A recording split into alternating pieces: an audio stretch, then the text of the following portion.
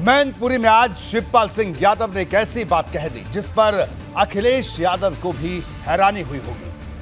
दरअसल भतीजे अखिलेश से सुलह के बाद शिवपाल यादव ने अब उन्हें छोटे नेताजी कह डाला है। पहली बार चाचा शिवपाल ने अखिलेश को लेकर इस शब्द का इस्तेमाल किया। दरअसल मुलायम सिंह यादव को नेताजी के नाम से पुकारा जाता है। अब शिवपाल सिंह यादव ने अगर जनता से अपील की है कि वो अखिलेश को छोटे नेताजी के नाम से पुकारें, तो ये बड़ा सियासी बयान है। समाजवादी सियासत के दिग्गज रहे जनेश्वर मिश्र को छोटे लोहिया के नाम से जाना जाता रहा है, तो अब शिवपाल ने अखिलेश यादव को लेकर छोटे नेताजी नाम का इस्तेमाल किया है। समर्थकों ने अभी से इसे दोहराना भी शुरू कर दिया है। दरअसल शिवपाल के इस बयान को मैनपुरी की जनता के बीच बड़ा संदेश माना जा रहा है। चाचा ने यह साफ कर दिया है कि अब समाजवादी परिवार में अखिलेश सर्वमान्य नेता हैं, वही मुलायम सिंह यादव की विरासत के सबसे योग्य उत्तराधिकारी हैं। मैनपुरी के ताखा में एक जनसभा के दौरान जब शिवपाल ने छोटे नेताजी शब्द का इस्तेमाल किया तो अखिलेश वहीं मौजूद थे। अखिलेश ने अपनी बारी आने पर कहा कि नेताजी पिछड़ों को साथ लाना चाहते थे, तो भाजपा की साजिश उन्हें आपस में लड़ाने की है। साफ है कि चुनाव प्रचार के आखिरी दौर में सपा ने मैनपुरी में ओबीसी कार्ड चल दिया है, जिसके दम पर भाजपा मैनपुरी के समाजवादी गढ़ को भेदने के दावे कर रही है। आज मैं इस बयान का करूंगा पूरा विश्लेषण, साथ ही आपको बताऊंगा कि आखिर मैनपुरी के चुनावी मंच पर भगवान बुद्ध की प्रतिमा रखने और नमो बुद्धाय की जय जयकार का क्या है चुनावी कनेक्शन। इसके साथ ही होगी बात आजम खान के बच्चा दांव की, साथ ही करेंगे चर्चा खतौली में सीएम योगी के विरोधियों पर प्रचंड प्रहार की। तो बने रहिए मेरे साथ और देखते रहिए बात तो चुभेगी।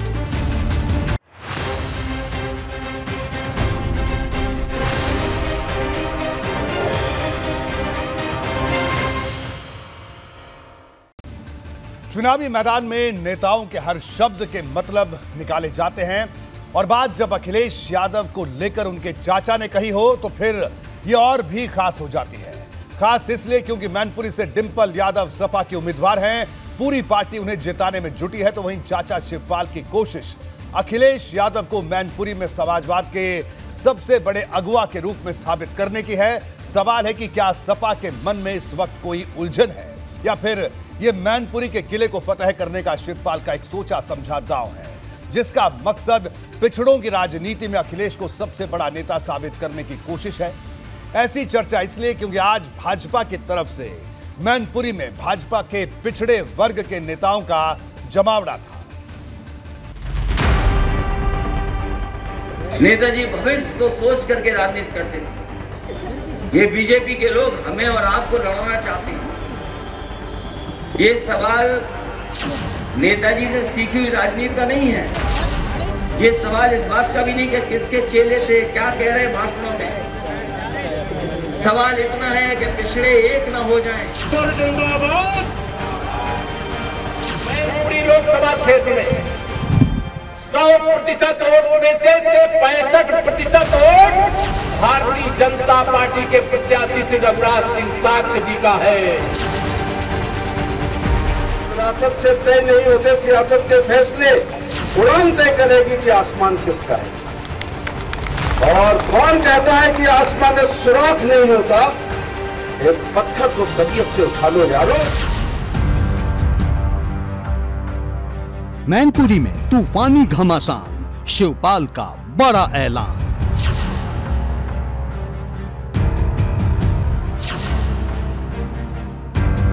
शिवपाल ने भतीजे को कहा छोटे नेताजी। हम चाहते हैं अखिलेश यादव तुमसे छोटे नेताजी।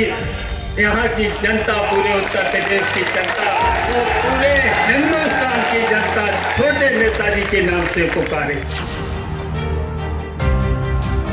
चाचा ने की अखिलेश की मुलायम सिंह यादव से तुलना। यहाँ की जनता को नेताजी से बहुत प्रेम था। बोलो प्रेम था। आपको भी बहुत।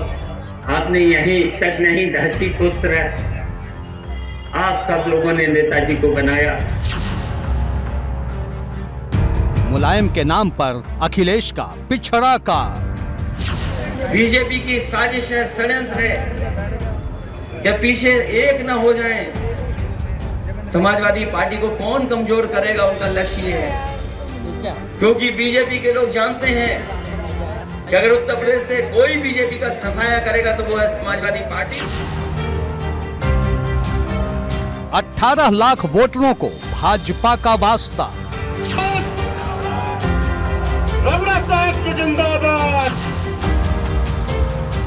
सैफई परिवार पर बंधक अटैक। अरे समाजवादी पार्टी नाम रखने वालों, समाजवाद का मतलब परिवारवाद नहीं होता है। एक ही परिवार से सांसद, एक ही परिवार से विधायक, एक ही परिवार से क्या पूरे, मैं ये मानता हूं कि आप कह सकते थे कि यहाँ समाजवादी पार्टी के यहाँ सांसद आदरणीय मुलायम सिंह यादव जी जीते थे, हम उनका सम्मान करते हैं, लेकिन इसका मतलब यह नहीं है कि आप इस परिवारवादी नीति के बंधक बन करके मैनपुरी लोकसभा के 18 लाख मतदाता रह जाएंगे। समाजवादी पार्टी को भाजपा का बूथ चैलेंज। तो मेरा आकलन है, इधर में लगातार जो आ रहा हूं, तो संगठन के माध्यम से समझ पा रहा हूं, उसके हिसाब से यहाँ समाजवादी पार्टी कभी जीत ही नहीं सकती। यहाँ जब भी जीती है तो बूथ कब्जा करके जीती है, लोगों को धमका करके जीती है। अखिलेश का भाजपा को पोल खोल चैलेंज। कैबिनेट के फैसले की जांच होगी तो आपके भी कैबिनेट के फैसलों की जांच होगी, और अगर जांच ही होनी है तो जांच कुदरत से ही शुरू होगी बुंदेलखंड एक्सप्रेसवे की। शिवपाल ने माना अखिलेश को नेता।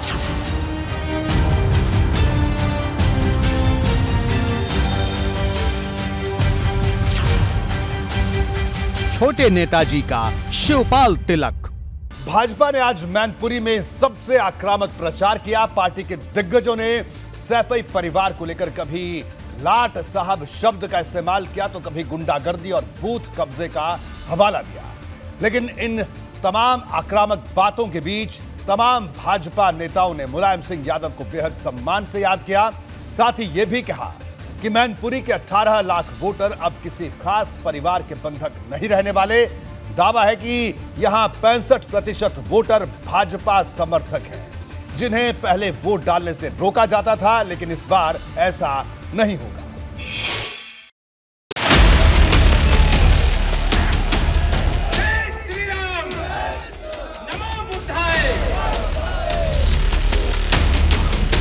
लहराते हुए हर लाश चलनी चाहिए और सिर्फ हंगामा खड़ा करना मेरा मकसद नहीं, मेरी कोशिश है ये सूरत बदलनी चाहिए। सब मिलकर पुकारोगे तो लौट आएगा मांझी। तुम मेरी आवाज में आवाज मिला दो और खामोश मिजाजी तुम्हें जीने नहीं देगी। इस दौर में जीना है तो कोहराम मचा दो। मैनपुरी के चुनावी प्रचार युद्ध में इस वक्त शोले बरस रहे हैं। भाजपा ने अखिलेश यादव और पूरे सैफई परिवार को निशाने पर ले रखा है। भारतीय जनता पार्टी की सरकार के रहते हुए कोई गुंडाई के बल पर बूथ कब्जा कर सकता है क्या? और आप कमल के फूल को ओढ़ देंगे जो धमकी देते थे कि अगर आपने कमल को ओढ़ दिया तो शाम को हम देख लेंगे, कल हम देख लेंगे, परसों हम देख लेंगे। अरे अभी तो हम आपको बरसों देख लेंगे। अगर हमारे किसी मतदाता के लोकतांत्रिक अधिकारों से वंचित करने का काम किया, किसी बूथ को कब्जा करने की गलती करने का काम किया, तो अब ना तो अपराधियों के इशारे पर काम करने वाली पुलिस है और ना अपराधियों, माफियाओं और बूथ कब्जा करने वालों के इशारे पर काम करने वाला प्रशासन है। एसपी सिंह बघेल तो अखिलेश यादव और पूरे सैफई परिवार पर सीधा निशाना साधने के लिए चुभने वाले शब्दों का इस्तेमाल करने से भी नहीं चूके। और अपने मोबाइल से फोन मिला के अपने एमपी के कान पर रखकर अगर दरोगा से सिफारिश ना करा सको तो ऐसे लाट साहब की औलादों को वोट क्यों डालते हो, मैं आज तक नहीं समझ में आया। चुनाव प्रचार के मैदान में अखिलेश पर अग्नि वर्षा कर रहे भाजपा नेताओं का दावा है कि जनबल तो रघुराज शाक्य के पास है। जिसको अपने जनता की चिंता नहीं, क्या जनता उसकी चिंता करेगी क्या? मैं श्री अखिलेश यादव जी आपको कहना चाहता हूँ, आपके पास धन बल हो सकता है, आपके पास बाहुबल हो सकता है, लेकिन आपके पास अब जनता का बल नहीं है। डिंपल यादव पर तीखा निशाना साधते हुए एसपी सिंह बघेल ने चाय वाली चर्चा कर डाली। समर्थकों को सावधान किया कि डिंपल बड़े घर से आती हैं, उनके यहाँ आम लोगों का सम्मान नहीं। आपकी और रघुराज सिंह और एसपी सिंह बघेल की अकल एक सी है, शकल एक सी है, कपड़े एक से, लत्ते एक से, दुख एक से, दर्द एक से। इसलिए अपने जैसा एक चपरासी को चुनिए। वो लोगों का तुम हाथ नहीं पकड़ पाओगे, सेफी में घुस नहीं पाओगे, कालीनों में पैर फंस जाएंगे, जूते बाहर उतार के जाओगे, बाहर रखी हुई टंकी में पानी पियोगे। कभी डिंपल यादव ट्रे में चाय रख करके आपको कभी नहीं पिलाएंगे, लेकिन रघुराज की पत्नी आपको खाना भी खिलाएगी, आपका काम भी करेगी। और शादी ब्याह, 13वीं भागवत कथा, रसिया दंगल, कपाली, कुआ पूजन, एकादशी के व्रत के उद्यापन में आपका एमपी आपके बीच में रहेगा। वहीं भाजपा के उम्मीदवार रघुराज शाक्य जनता के बीच बार बार गरीबों और पिछड़ों के सम्मान की दुहाई दे रहे हैं। जनता की सेवा करने का काम किया साथियों। मैं आपको भी विश्वास दिलाता हूं, रघुराज शाक्य आपके बीच में हमेशा सेवक बन के रहेगा, आपकी सेवा करने का काम करेगा, आपकी वकालत करने का काम करेगा। और जब आपके सम्मान का सवाल आएगा तो रघुराज सिंह शाक्य आपका कभी सम्मान नहीं करने देगा। डिप्टी सीएम केशव प्रसाद मौर्य ने भरी सभा में दावा किया कि भाजपा के पक्ष में 65% वोटरों का समीकरण है, बाकी सिर्फ 35% वोटों के लिए ही सपा तमाम लड़ाई लड़ रही है। मैनपुरी लोकसभा क्षेत्र में 100% वोट में से 65% वोट भारतीय जनता पार्टी के प्रत्याशी श्री रघुराज सिंह शाक्य जी का है कि नहीं है? बताइए दोनों हाथ उठा करके। अगर श्री रघुराज सिंह शाक्य जी के पक्ष में 65% वोट है तो समाजवादी पार्टी कैसे जीत जाएगी यहाँ पर? मैनपुरी में भाजपा के आक्रमण का अंदाज ये बताने को काफी है कि सपा के गढ़ पर कब्जे के लिए भाजपा का चुनावी अभियान किस रफ्तार से आगे बढ़ रहा है। एबीपी गंगा के लिए ब्यूरो रिपोर्ट। मैनपुरी में चुनाव प्रचार के मंच पर आज नमो बुद्धाय की गूंज बार बार सुनाई पड़ी। डिप्टी सीएम केशव प्रसाद मौर्य ने इसकी जय जयकार की, तो वहीं सपा के मंच पर तो भगवान बुद्ध की मूर्ति तक नजर आई, जिसे डिंपल यादव और अखिलेश यादव की कुर्सी के आगे रखा गया। माना जा रहा है कि मैनपुरी में शाक्य और मौर्य समाज के वोटरों को लुभाने के लिए यह नया दांव है, यानी लड़ाई बुद्धम शरणम गच्छामि पर पहुंच गई है।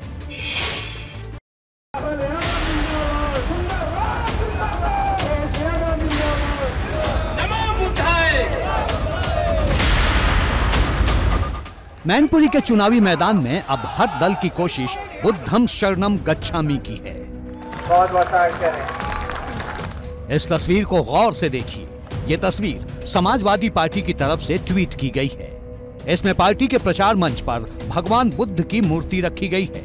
सबसे आगे रखी गई इस मूर्ति का मतलब कोई भी समझ सकता है, क्योंकि भगवान बुद्ध को मानने वालों की शाक्य और मौर्य समाज के साथ ही दलित वर्ग में भी वोटरों की बड़ी तादाद है।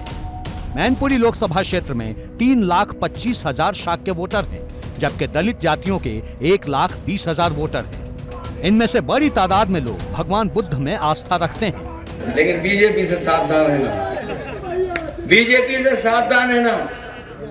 और ये विधानसभा वो है जो सबसे अच्छे वोटों से जिताने जा रही है।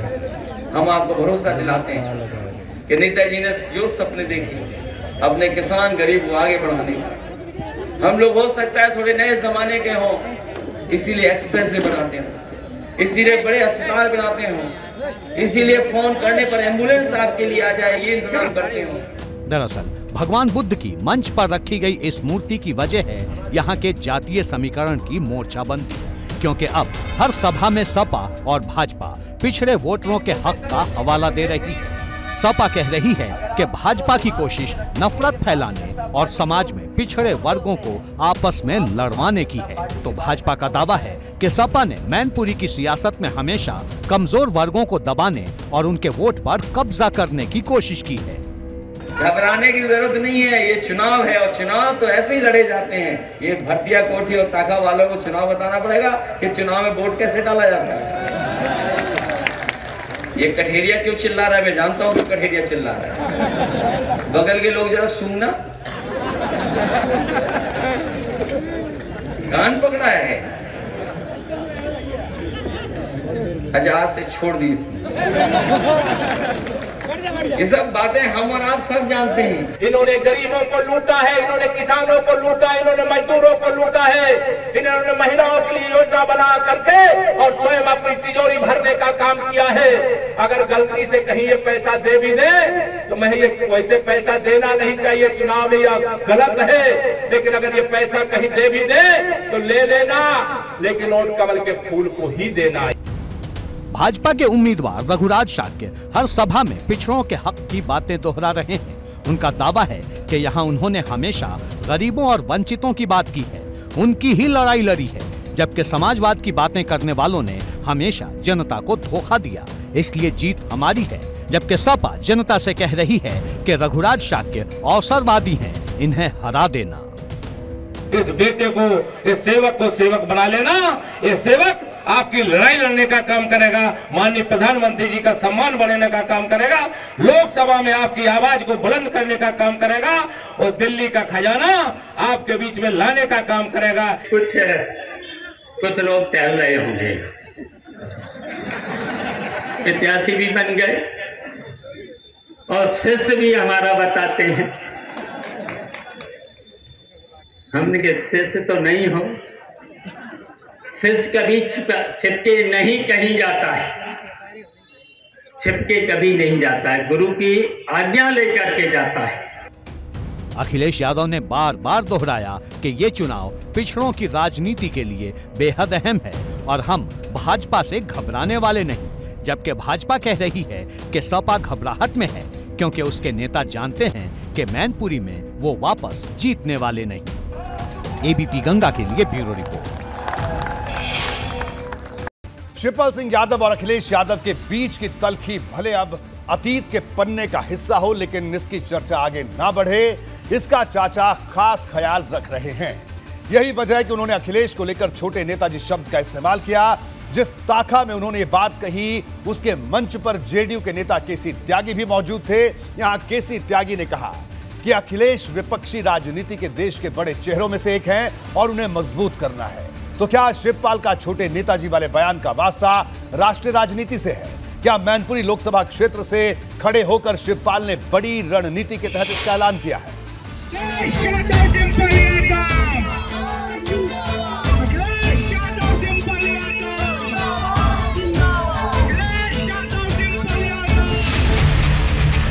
शिवपाल सिंह यादव ने अखिलेश को चाहे जितने भी नामों से पुकारा हो, लेकिन इससे पहले उन्हें छोटे नेताजी शायद ही कहा हो। समाजवादी परिवार की विरासत वाली सियासत के लिहाज से इसे बड़ी घोषणा माना जा रहा है। अखिलेश यादव तुम थे छोटे नेताजी, यहाँ की जनता, पूरे उत्तर प्रदेश की जनता और पूरे हिंदुस्तान की जनता छोटे नेताजी के नाम से पुकारे। अखिलेश यादव को लेकर शिवपाल के ये शब्द भाजपा को बुरी तरह चुभ गए। भाजपा के कन्नौज से सांसद सुब्रत पाठक ने तो विवादित टिप्पणी कर डाली। मुलायम सिंह जी के शिष्य रहे रघुराज शाक्य जी, उनके लिए बोला है वो तो बैलगाड़ी के साथ चलने वाले। मतलब आखिर इसका क्या आशय है? मतलब कुल मिलाकर समाजवादी पार्टी में जो भी परिवार के बाहर के लोग हैं वो बैलगाड़ी के साथ चलने वाले को समझा जाता है। अगर शिवपाल के एक बयान से राजनीति में इतनी हलचल मच गई है तो साफ है कि इस बयान के क्या मायने हैं। अखिलेश यादव ने चाचा से उनकी सुलह को लेकर भाजपा की प्रतिक्रिया पर चुभने वाली टिप्पणी की। अपने जितने समाजवादी लोग हैं, गांव के लोग हैं, उन सबको खुशी हुई कि हम और चाचा दोनों मिल गए। लेकिन हमें बीजेपी की बीमारी क्या है हमें नहीं पता लग पा रही है।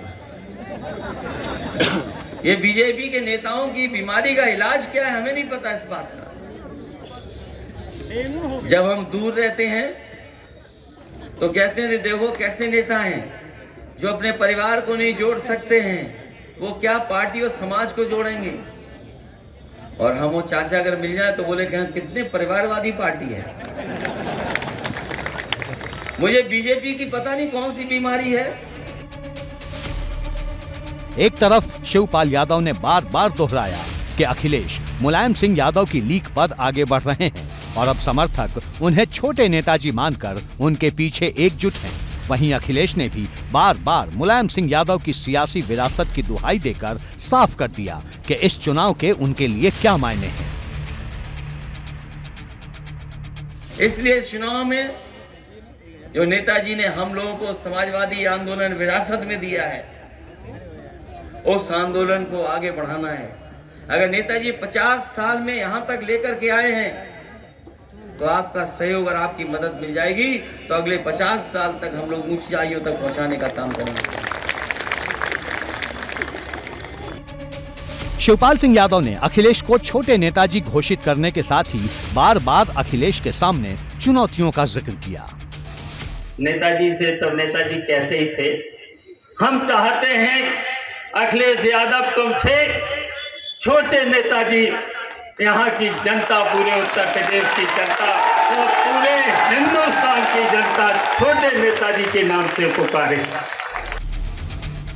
साफ है कि शिवपाल ने अपनी तरफ से अखिलेश को फ्री हैंड दे दिया है, तो भाजपा कह रही है कि अब बात काफी दूर निकल गई है और सपा की हार पक्की है।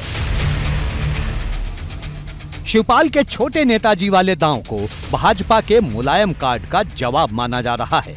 भाजपा भी हर सभा में दोहरा रही है कि मुलायम का आशीर्वाद उसी के साथ रहा है, तो अब शिवपाल का संदेश भी साफ है कि पूरा परिवार अखिलेश के पीछे खड़ा है। एबीपी गंगा के लिए ब्यूरो रिपोर्ट। मैनपुरी संसदीय सीट पर सपा की जीत का झंडा लहराने के लिए शिवपाल यादव पूरी ताकत से जुटे हैं। इस बीच खबर सरगर्म है कि लखनऊ में उनके पार्टी मुख्यालय का बंगला छिन सकता है।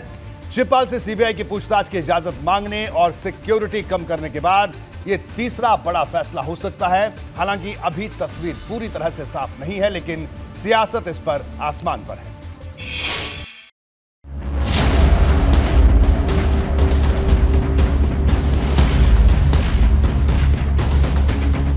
पहले शिवपाल यादव की सुरक्षा घटी, फिर रिवर फ्रंट केस में सीबीआई की सक्रियता बढ़ी और अब लखनऊ में शिवपाल यादव के सरकारी आवास पर संकट के बादल छाए हैं। लखनऊ के लाल बहादुर शास्त्री मार्ग पर ये प्रसपा का दफ्तर है। यहाँ के सबसे भव्य और बड़े बंगलों में से एक ये आवास शिवपाल यादव को आवंटित है। कहा जा रहा है कि अब जल्द ही ये बंगला शिवपाल सिंह यादव से छिन सकता है। अब शिवपाल सिंह यादव का ये आवास, जहां पर उनका प्रगतिशील समाजवादी पार्टी का दफ्तर है, उस आवास के आवंटन को निरस्त करने की तैयारी कर रही है सरकार। ग्राउंड ये है कि आवास के लिए दिया गया था, विधायक के तौर पर आवंटित किया गया था इस आवास को, इस जगह को, लेकिन यहाँ पर शिवपाल सिंह यादव रहते नहीं हैं और वो यहाँ पर अपना पार्टी का दफ्तर चला रहे हैं। इसलिए इस आवास को नियमतः निरस्त किया जाना है। ऐसी चर्चा तेज है कि योगी सरकार शिवपाल यादव के बंगले का आवंटन निरस्त करने के साथ ही प्रगतिशील समाजवादी पार्टी के कई सदस्यों की सुरक्षा भी वापस ले सकती है। हार को देखते हुए डरी हुई है, सहमी हुई है और कहीं ना कहीं अब उनको निराशा है, तो इस तरीके की कार्रवाइयाँ करने पे वो लोग उतारू हैं। हालांकि ये बंगला माननीय श्री शिवपाल सिंह यादव जी को सबसे वरिष्ठतम विधायक होने के नाते मिला हुआ है और एक कोर्ट में भी तमाम जिक्र है इसकी। एक तरफ लखनऊ में शिवपाल की मुश्किलें बढ़ रही हैं, तो वे मैनपुरी में सरकार पर और भी चुभने वाले अंदाज में बरस रहे हैं। अगर बचाने गए मिलके झगड़ा कराएंगे, उनका कुछ नहीं होगा। आपके लोगों ने गुंडाई की है, आप बंद हो जाए, बंद हो जाए, इसलिए सावधान रहना। अगर पुलिस बुलाए तो जाना नहीं। उधर भाजपा शिवपाल यादव के बंगले से जुड़ी खबर पर अभी सीधे तौर पर कुछ भी कहने को तैयार नहीं। देखिए, ये विभिन्न एजेंसियां इसके लिए काम करती हैं और वो बता पाएंगे क्या स्थिति है। हमारे पास अभी इस प्रकार की कोई पत्रावली नहीं है, लेकिन इसमें जो सुरक्षा एजेंसियां हैं, जो जांच एजेंसियां हैं, वो अच्छी बेहतर बता सकती हैं। तो मैनपुरी में प्रचार कर रहे हैं, कहीं उसके पीछे ये वजह तो? हमें नहीं लगता ये लोकतांत्रिक प्रणाली है। इसमें हम सब लोग मिल करके जन जन तक जा रहे हैं और जनता का भरोसा बीजेपी पर है। जब शिवपाल और अखिलेश यादव के बीच दूरियां थीं, तो भाजपा सरकार ने शिवपाल यादव की सुरक्षा बढ़ाई थी। पिछले 5.5 सालों में सीबीआई ने शिवपाल यादव से पूछताछ को लेकर सक्रियता नहीं दिखाई। भाजपा सरकार में ही शिवपाल यादव को लाल बहादुर शास्त्री मार्ग पर बंगला आवंटित किया गया था। लेकिन अब जब मैनपुरी में शिवपाल यादव डिम्पल यादव के लिए बैटिंग कर रहे हैं, जब शिवपाल खुलकर भतीजे अखिलेश के साथ खड़े हो चुके हैं, उन्हें छोटे नेताजी तक कह रहे हैं, ऐसे वक्त में शिवपाल के सियासी रसूख के पर कतरने की कोशिशें चुभने वाली राजनीति का सबब बन रही हैं। भारतीय जनता पार्टी की सरकार है, रिवर फ्रंट का केस खोल देना, सिक्योरिटी कम कर देना या कार्यालय वापस लेना, ये बहुत छोटी चीज़ें हैं। और मुझे तो डर है कहीं आतंकवादी ना घोषित कर दें, तो भारतीय जनता पार्टी की सरकार में कुछ भी संभव है। शिवपाल यादव पहले ही कह चुके हैं कि भाजपा किसी को कुछ देना नहीं जानती, सिर्फ छीनना जानती है। शायद यही बात भाजपा को बुरी तरह चुभ गई है। एबीपी गंगा के लिए लखनऊ से विवेक त्रिपाठी के साथ ब्यूरो रिपोर्ट। डिम्पल यादव को जीत दिलाने के लिए समाजवादी पार्टी इस वक्त कई ऐसी रणनीति अपना रही है जिसे अबूझ पहेली की तरह देखा जा रहा है। जिसमें एक है कई जातियों से जुड़े गढ़ में अखिलेश और डिम्पल का खासतौर पर सभाएं करना। सपा और भाजपा के बीच मुकाबला कांटे का है, इसलिए माना जा रहा है कि अखिलेश यादव उन तमाम तबकों का भरोसा हासिल करने में जुटे हैं जिनका वोट बैंक भले कुछ हजार में हो, लेकिन उसका असर मैनपुरी की लड़ाई का रुख पलट सकता है।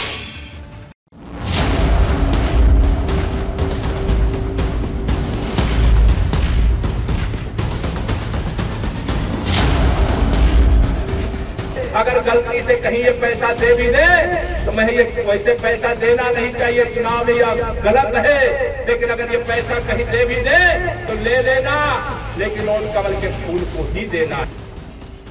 मैनपुरी के चुनाव मैदान में साम, दाम, दंड, भेद सबका जमकर इस्तेमाल हो रहा है। हर पार्टी का दांव हर इलाके के लिहाज से बदलता दिख रहा है, लेकिन सपा की कोशिश रघुराज शाक्य को एक ऐसा उम्मीदवार साबित करने की है जिस पर भरोसा नहीं किया जा सकता। वहीं भाजपा सैफई परिवार की राजनीतिक मोर्चाबंदी को परिवारवाद की पराकाष्ठा बता रही है। नामदारों को क्यों वोट देते हो? मैं आज कहना चाहूंगा, इससे साधारण एमपी मैंने आज तक नहीं देखा। हम 2 बार एमपी रहे, मेरे छोटे भाई हैं। जैसे बघेल समाज के लोगों आपने एक वोट डाला था, जैसे ककराला की पोलिंग को आपने मेरे लिए 97% किए थे, रघुराज सिंह के पक्ष में भी इतना ही वोट डालना है, वरना फिर हम पर जो ये माना जाएगा कि हम जातवादी हैं, जात लड़ती है।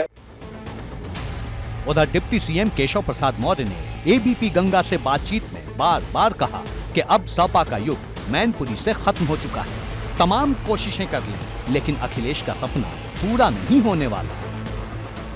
खेत में क्रांतिकारी परिवर्तन लाया जा सकता था, लेकिन श्री अखिलेश यादव जी को एक चिट्ठी लिखने की फुर्सत आज तक नहीं मिली कि मेरे करहल विधानसभा क्षेत्र के लोगों के जीवन में खुशहाली लाने के लिए मुझे प्रधानमंत्री आवास चाहिए, मेरे गांव के अंदर विकास चाहिए, मेरे गांव के अंदर जन सुविधाएं चाहिए। चुनावी मंच पर सीएम योगी के शिवपाल पर किए गए तंज की चर्चा अब तक गर्माहट भर रही है। केशव प्रसाद मौर्य ने अब इसका जिक्र करते हुए अखिलेश यादव से पूछा है कि क्या आप फिजिक्स के प्रोफेसर हैं? ये तमाम प्रकार की कोशिश कर रहे हैं। अभी आदरणीय मुख्यमंत्री योगी आदित्यनाथ जी का आगमन हुआ था और आप सब गए थे कि नहीं? सभा में गए थे। उन्होंने कह दिया कि श्री शिवपाल यादव जी जो अखिलेश यादव जी के चाचा जी, उनको कह दिया पेंडुलम और फुटबॉल। तो वो फिजिक्स, श्री अखिलेश यादव जी फिजिक्स के प्रोफेसर बनकर के आ गए कि पेंडुलम का मतलब क्या होता है वो समझाने के लिए आ गए। अरे श्री अखिलेश यादव जी, आपके चाचा श्री शिवपाल सिंह यादव जी का अपमान और अनादर हमने नहीं किया था। हमारे तो संस्कार है अपने बड़ों का सम्मान करना, आपने ही अनादर किया था। मैनपुरी के चुनावी जंग में शिवपाल सिंह यादव के भी एक विवादित बयान ने गर्माहट भर दी है, जिसमें उन्होंने रघुराज शाक्य पर चुभता हुआ तंज किया। ये तो हमारे पीछे लगे रहते थे, जैसे वो समझने लगे वही है ना बैलगाड़ी के नीचे जा रहा, वही हाल है इनका, वही हाल है। तो परवाह मत करना, डिंपल यादव को इतने वोटों से जिताना। शिवपाल के इस विवादित बयान पर भाजपा का पारा चढ़ गया। पार्टी ने इस पर तीखा पलटवार किया है। दरअसल वो इस प्रकार की बयानबाजी कर रहे हैं, मैं इसको केवल फ्रस्ट्रेशन के कारण कह सकता हूं। और जब सत्ता छिनती है तो ऐसा ही लोगों को लगता है। भारतीय जनता पार्टी शुचिता के साथ निष्पक्ष भावना से जनता के बीच में काम कर रही है और हम सभी कार्यकर्ता आदरणीय प्रधानमंत्री नरेंद्र मोदी जी की गरीब कल्याण योजनाओं को लेकर जन जन तक जा रहे हैं। साफ है कि मैनपुरी में अभी चुनावी संग्राम में और उफान आना बाकी है। मैनपुरी के चुनावी आसमान में जिस तरह के बयान सामने आ रहे हैं उसमें किसी हद की परवाह नहीं की जा रही। नजर बस इस बात पर टिकी है कि विरोधियों पर कितनी बड़ी चोट से कितने वोट मिलेंगे। एबीपी गंगा के लिए ब्यूरो रिपोर्ट।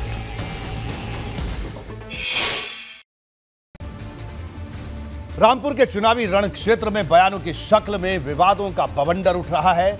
इसकी शुरुआत आजम खान के एक बयान से।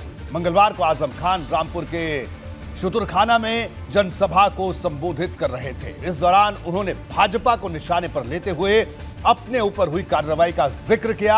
आजम खान ने कहा कि अगर मैंने पिछले 35 साल में ऐसा कुछ किया होता तो बच्चा पैदा होने से पहले पूछता कि बाहर आना है या नहीं। आजम खान के इस बयान पर भाजपा हमलावर है और इस बयान को हार की डर से उपजी हताशा बता रही है।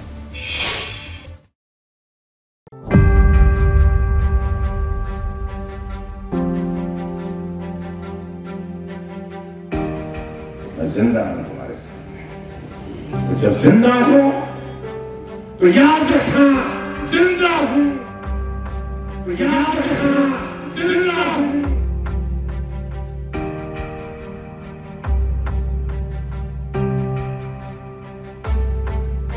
जो आज तुम्हारे और हमारे साथ हुआ है,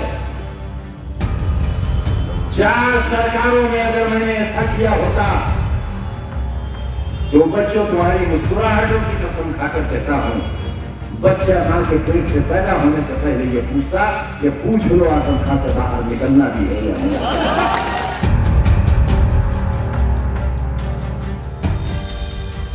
सियासत के मंच से निकला आजम खान का ये बयान राजनीति के रास्ते पर विवादों का तूफान लेकर आया है।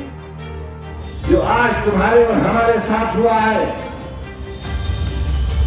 4 सरकारों में अगर मैंने ऐसा किया होता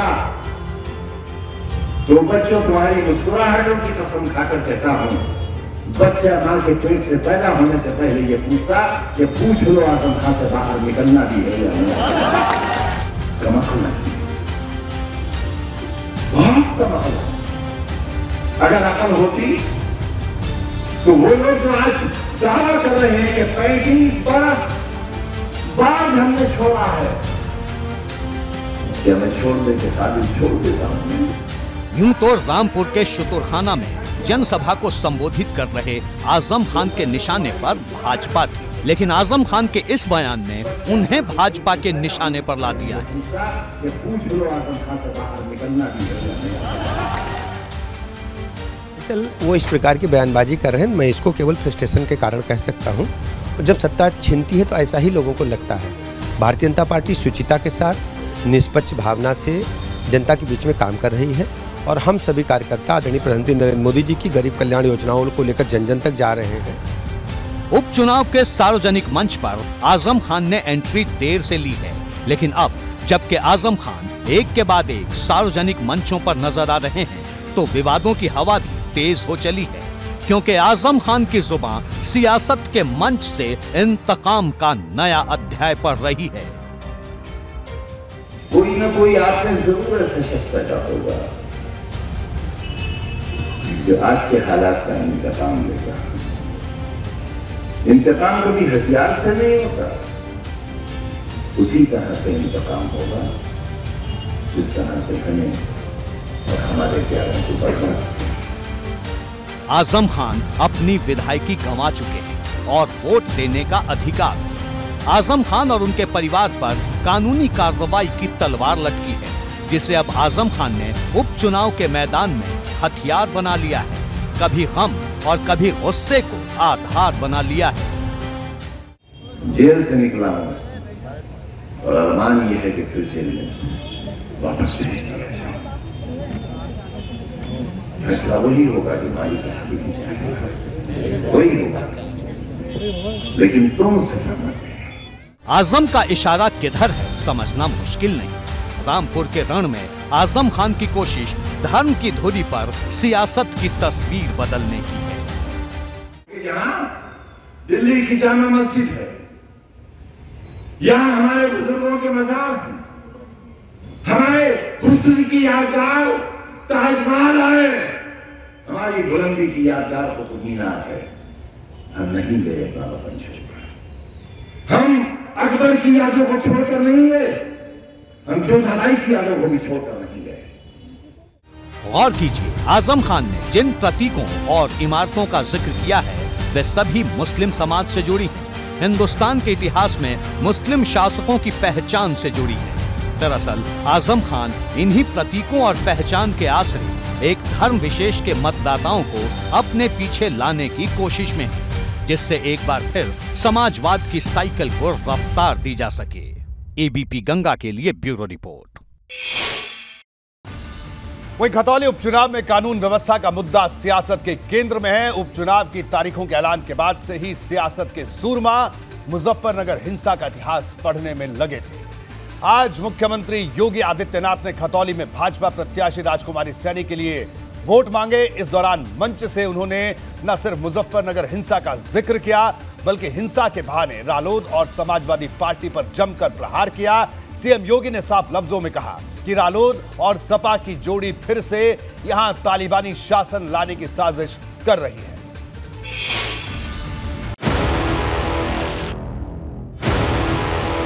कमाल का बवाल इस समाजवादी पार्टी का कलंक है।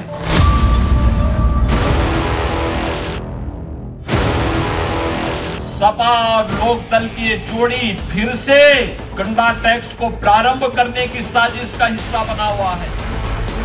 मुजफ्फरनगर की खतौली विधानसभा सीट पर चुनाव का अखाड़ा सजा है, जिसकी बिसात पर 2013 में हुई हिंसा का हवाला दिया जा रहा है। सीएम योगी ने कहा कि जो 9 साल पहले हुआ उसके लिए पूरी तरह सपा और उसकी सरकार जिम्मेदार थी। उस समय की लोकदल पार्टी के संयुक्त गठबंधन सरकार की देन थी, जो एक क्रूर अत्याचार हिंदू नौजवानों पर और यहां के नागरिकों पर करने की साजिश का हिस्सा था।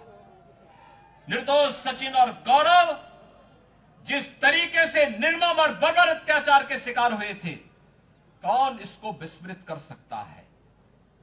और जिन लोगों ने सचिन और गौरव जैसे नौजवानों के साथ क्रूरता ढाई थी, उनके सिपह सालारों के साथ क्या हो रहा है आज हर व्यक्ति देख रहा है। दरअसल साल 2013 में जब मुजफ्फरनगर में हिंसा हुई, उस वक्त प्रदेश में सपा की सरकार थी और उसी सपा से गठबंधन कर राष्ट्रीय लोकदल खतौली के चुनाव मुकाबले में है। ऐसे में भाजपा ने खतौली के सियासी मंच पर मुजफ्फरनगर में हुई हिंसा के इतिहास का पन्ना खोल दिया है और कानून व्यवस्था के मुद्दे पर राष्ट्रीय लोकदल और सपा को सवालों के कटघरे में खड़ा कर दिया है। खतौली में अपनी पहली जनसभा को संबोधित करते हुए सीएम योगी ने सपा और रालोद पर एक के बाद एक कई चुभने वाले वार किए। आरोप लगाया कि सपा और रालोद फिर से खतौली में तालिबान जैसा शासन लाना चाहते हैं। सपा और लोकदल की ये जोड़ी फिर से गुंडा टैक्स को प्रारंभ करने की साजिश का हिस्सा बना हुआ है। किराना और कांदला जैसे प्लान के लिए फिर से साजिशें रच रहे हैं। फिर से वह चाहते हैं कि बेटियां और बहनें फिर से सड़क पे ना आने पाए, तालिबान जैसा शासन चाहते हैं। लेकिन आपको मैं ये गारंटी देने के लिए आया हूं कि भारतीय जनता पार्टी की डबल इंजन की सरकार किसी भी प्रकार के राजकता और गुंडागिर्दी को पनपने नहीं देगी। जो जिस भाषा में समझेगा उस भाषा में उसको समझाने का कार्य भी करेंगे। राष्ट्रीय लोकदल की पहचान चौधरी चरण सिंह से जुड़ी है, जिनके नाम के आसरे जयंत चौधरी खतौली सीट पर जीत का सपना देख रहे हैं, पार्टी के कार्यकर्ताओं को दिखा रहे हैं। वहीं मदन भैया की बाहुबली छवि को लेकर भाजपा सवाल पूछ रही है कि क्या चौधरी चरण सिंह अपराधियों को शरण देते थे। सीएम योगी ने साफ लफ्जों में कहा कि चौधरी चरण सिंह ने हमेशा अपराधियों का विरोध किया। ये लोग चौधरी साहब के नाम पर राजनीति नहीं कर सकते। खतौली में मुख्यमंत्री योगी आदित्यनाथ ने रालोद पर जमकर हमला किया। इस बीच एक तस्वीर और सामने आई। विधानसभा चुनाव से पहले भाजपा का साथ छोड़ने वाले धर्म सिंह सैनी ने ऐलान किया कि वो अपने समर्थकों के साथ भाजपा में शामिल होने जा रहे हैं। खबर थी कि धर्म सिंह सैनी मुख्यमंत्री की रैली में भाजपा में शामिल होंगे।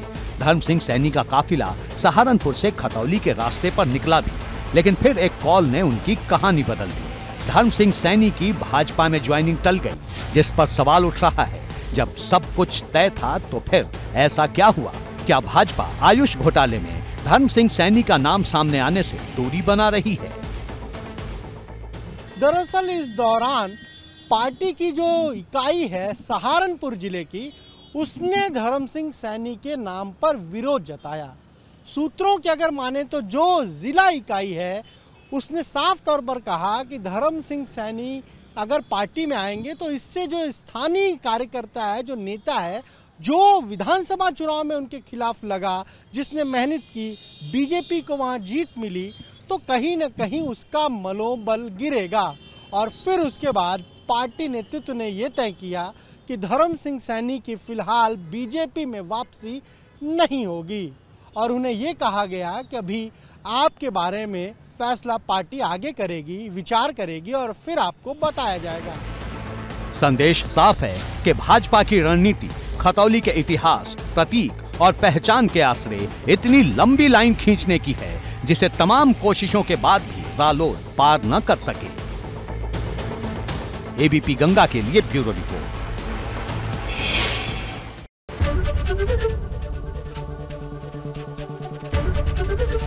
एबीपी गंगा, खबर आपकी, जुबान आपकी।